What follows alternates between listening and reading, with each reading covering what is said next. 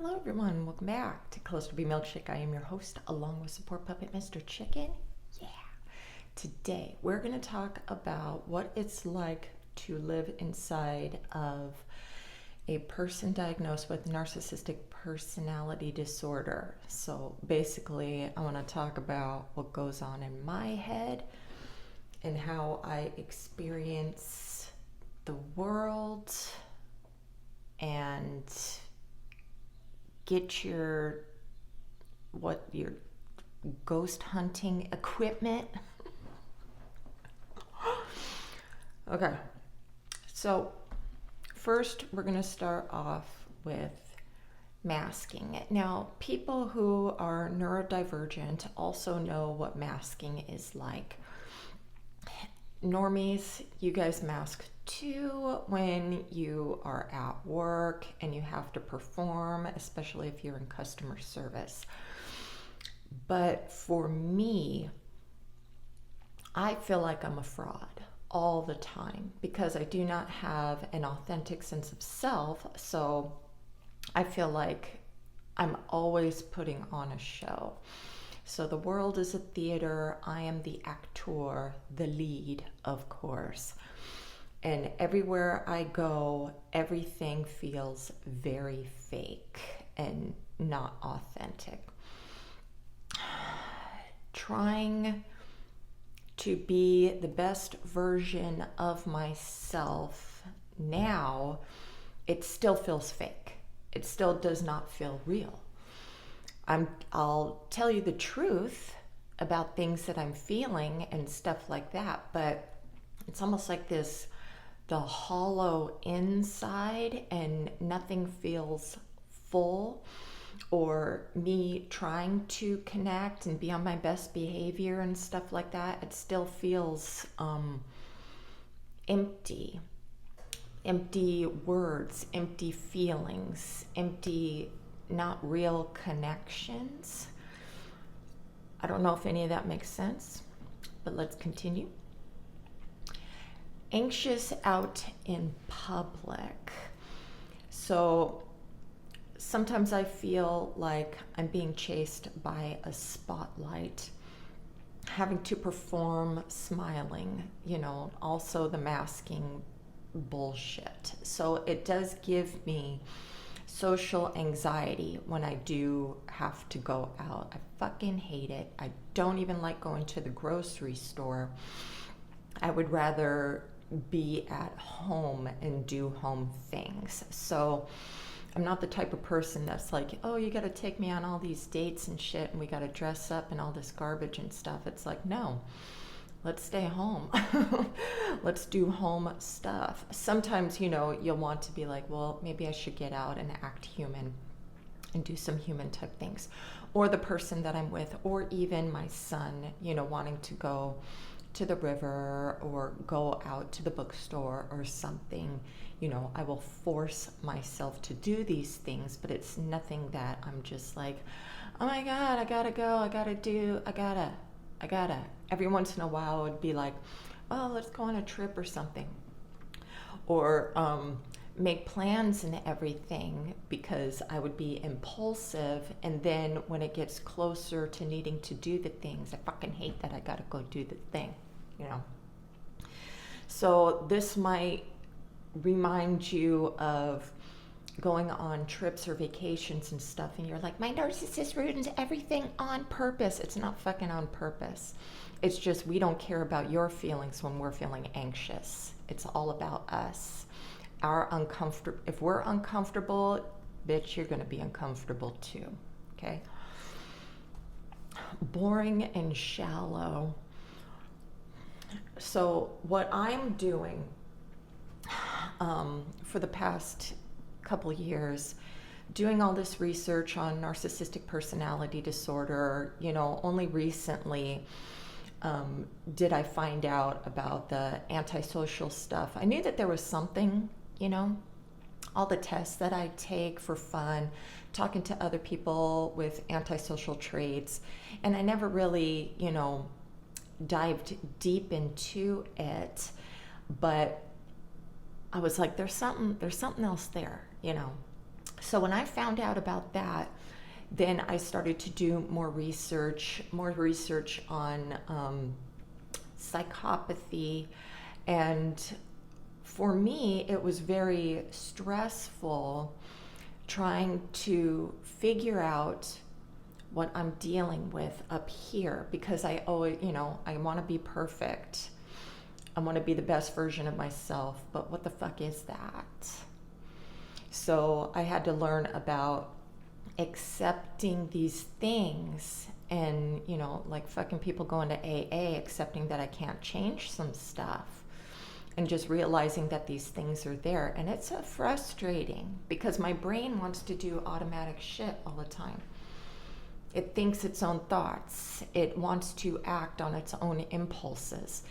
And I have to be the awareness behind the thoughts and be like,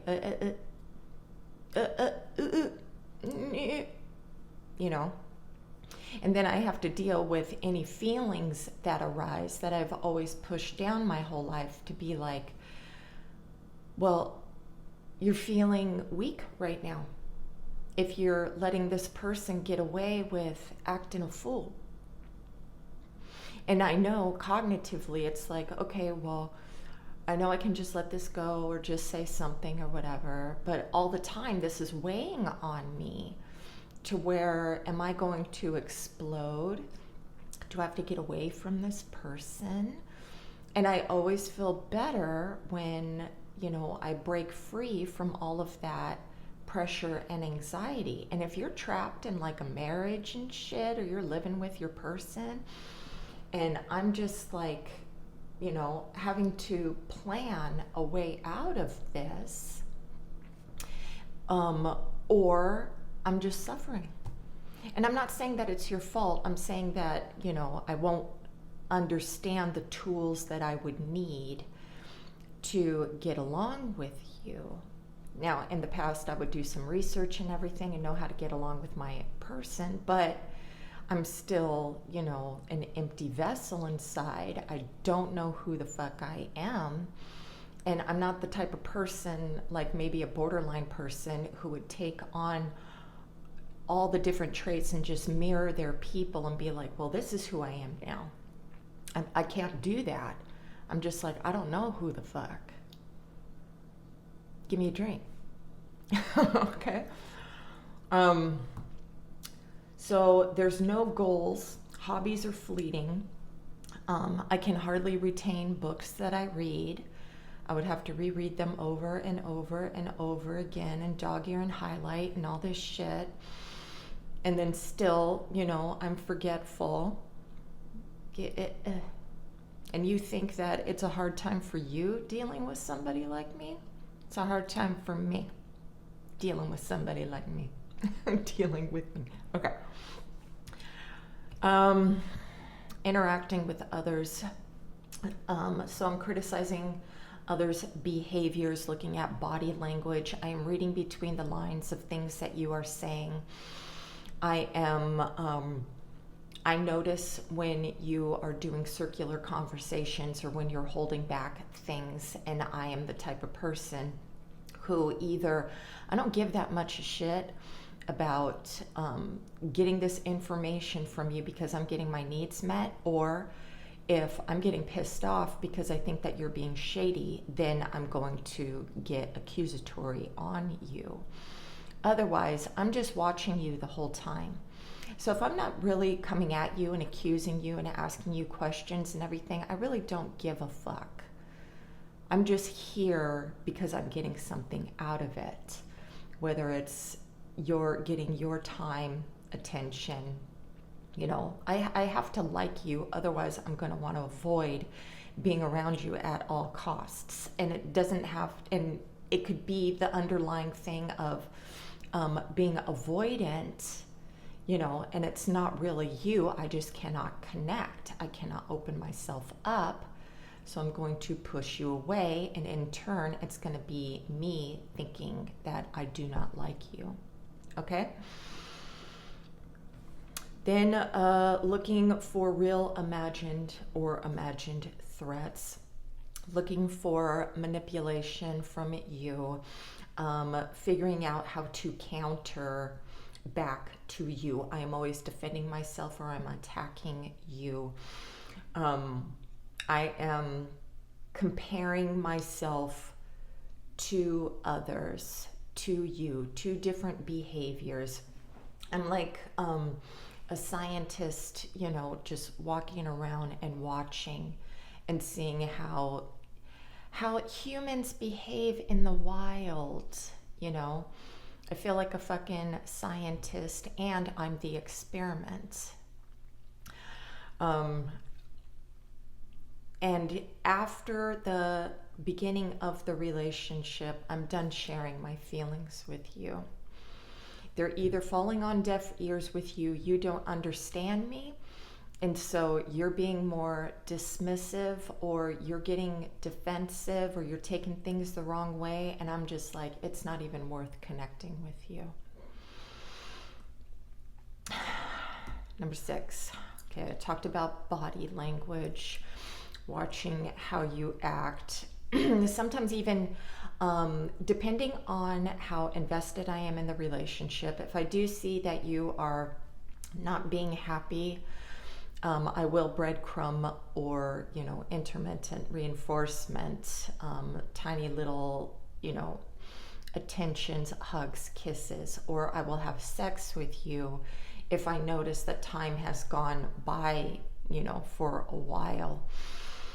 And I have to put in my time. I have to put in my sexy time and get my card stamped. Criticizing myself. So anytime I'm out, I'm always critiquing myself. Am I doing a good job? Am I getting the results that I want from you? And, you know, and this isn't, you know, fighting. It's I can be charming and funny. Am I getting the desired result that I want? Am I making myself seem like a joy to be around?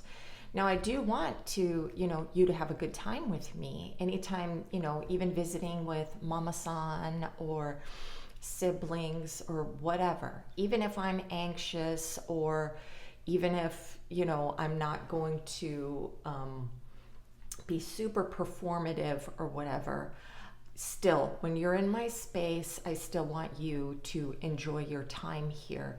So the only times that I ever manipulate anybody through like anger and stuff would be if you're annoying the shit out of me and you're talking to me and I don't respond, I say nothing.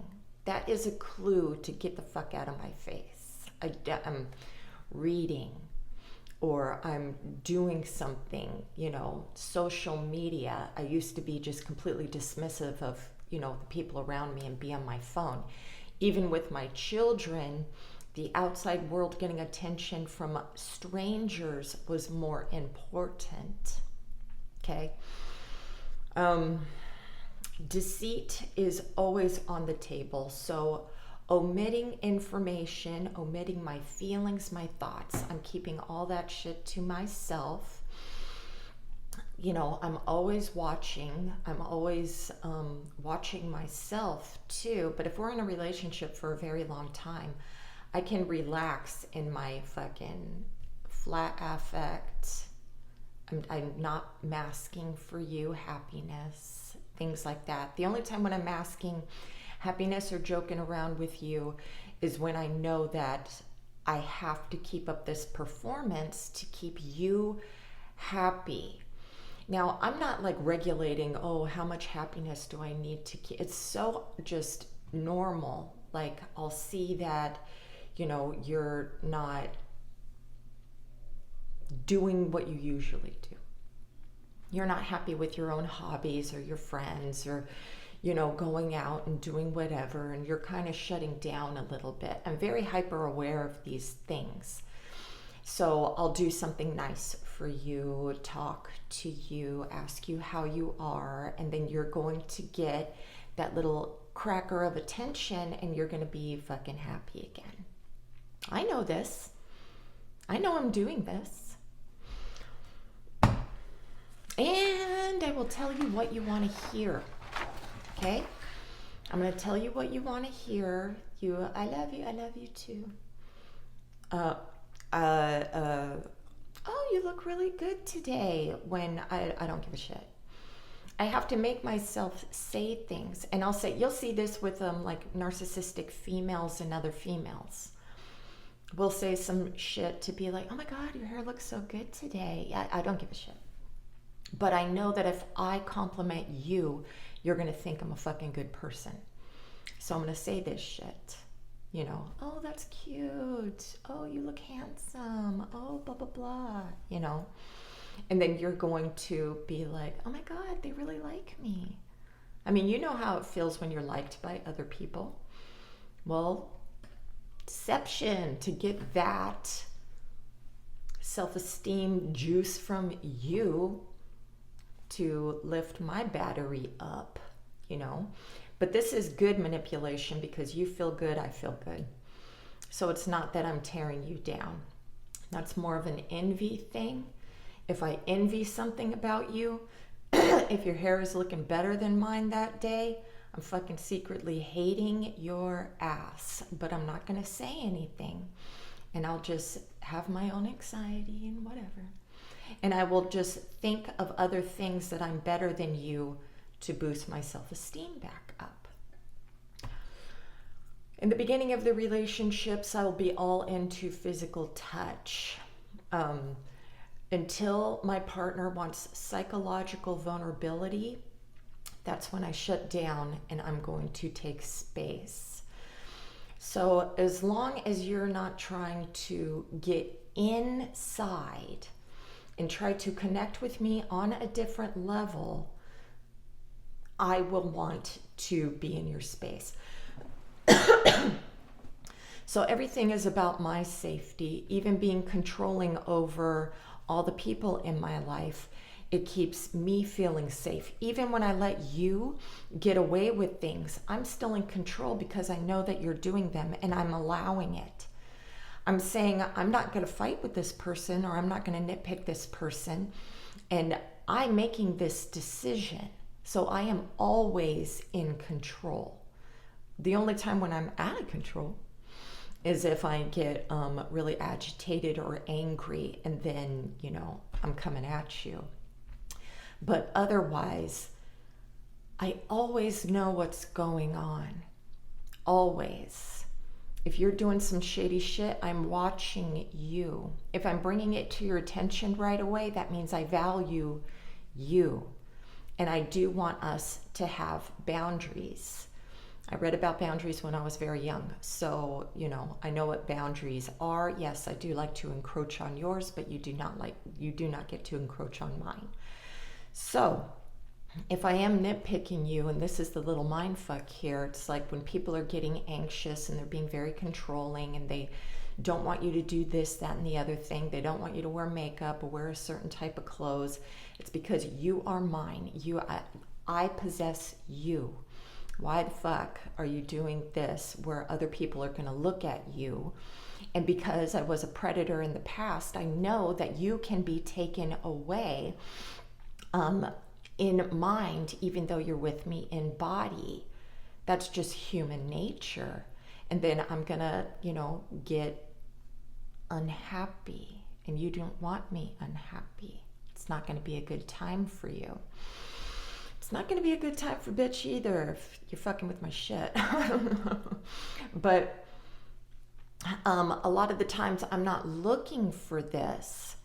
So sometimes I'm cool with, my people talking to other chicks and everything because I do think I'm the best. It's kind of paradoxical in a way. Because I didn't care if any of my other people would talk to others. I don't give a shit. Because I'm the fucking best.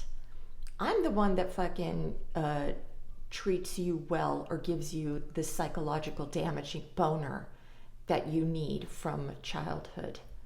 Me. And you think some other little fucking pretty pussy is going to come into your life and, no. And if I value you, I will get angry and upset that you're trying to be deceitful with me. Yes. Double standards. Yes. All right. Introvert and isolate. I talked about that. I don't have to perform when I am alone. But this can also make my partner feel lonely when I go inside myself. Okay? And sometimes when I'm bored or don't want to deal with the outside world, I want time to go by really fast, and I don't want to connect. That's when you're going to see me hitting the bottle a lot more. I'm also lazy, or this is what it looks like because of my ADHD. And a lot of, cluster Bs can be neurodivergent as well.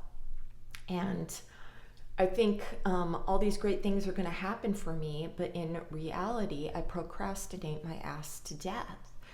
So it's almost like, you know, when you think that your knight in shining armor or your princess is going to come to your door and be like, I'm your perfect person, and you're not going to go out and go look for and put in the work for and do the work to keep the love that you want, right?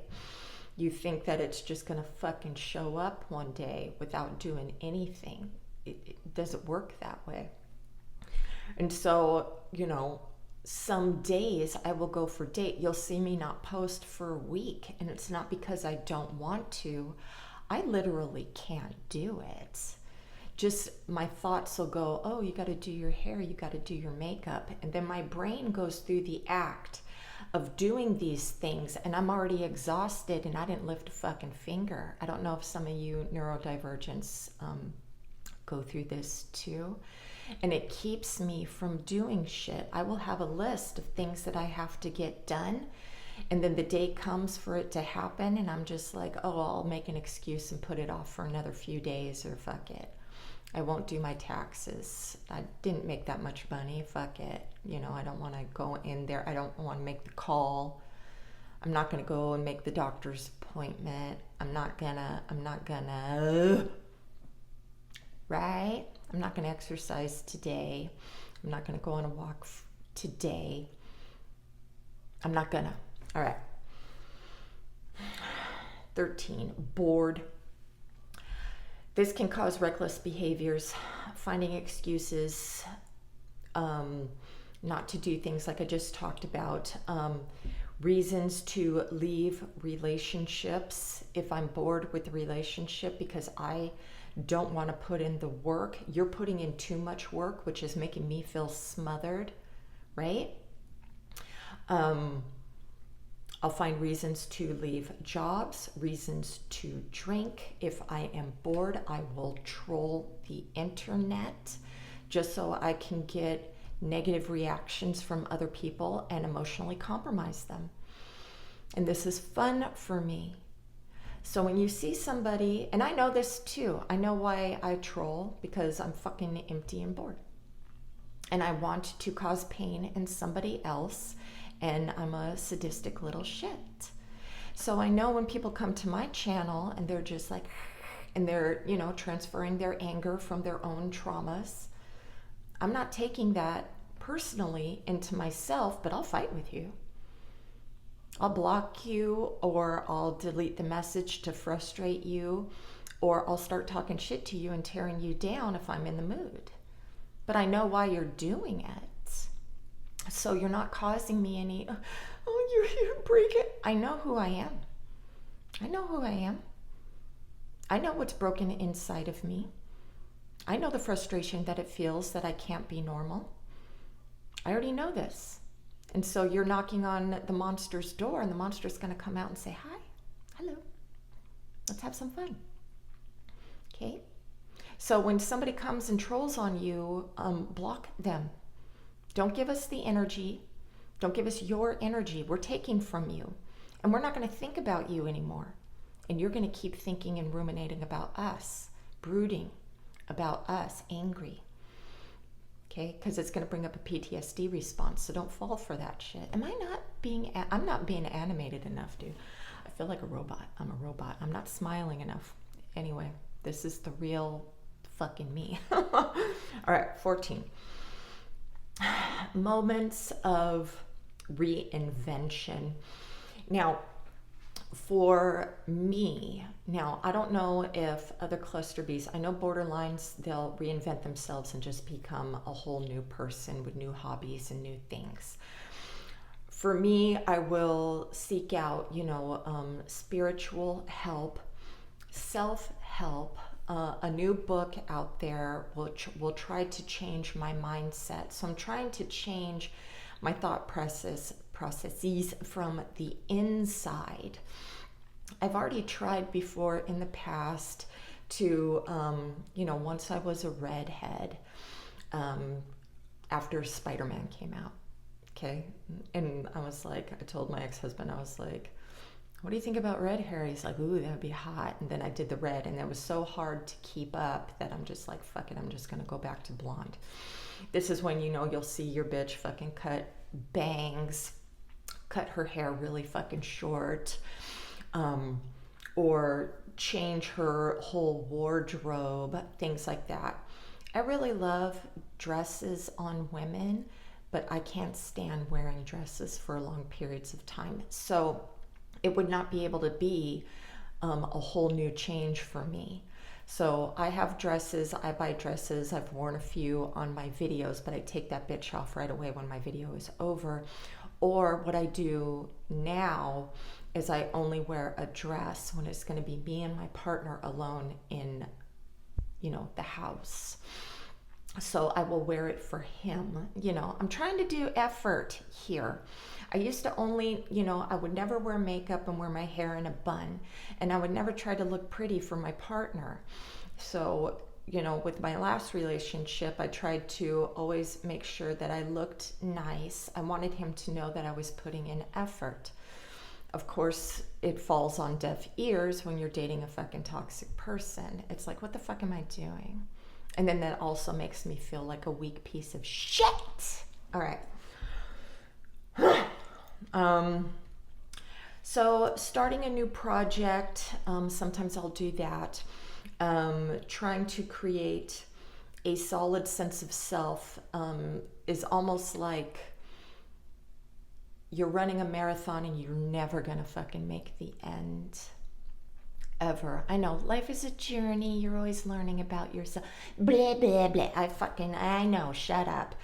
But, it's, I'm trying to figure out, and I'm grasping at smoke, let me be something.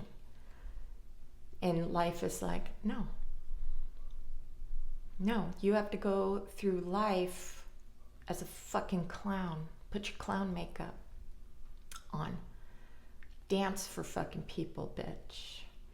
Because you're never gonna feel whole. Go get a drink. Anyways, that's what it's like to be me. Okay?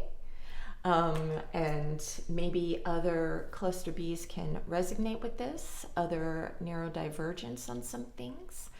And you may have seen these things in your own partner. And if you're not a cluster B, you may be seeing some of this shit and be like, oh, I may have better do some research on myself. I might have some shit that I don't see that I'm projecting out in the world. All right? All right. I hope that was helpful. Have a great day. Namaste.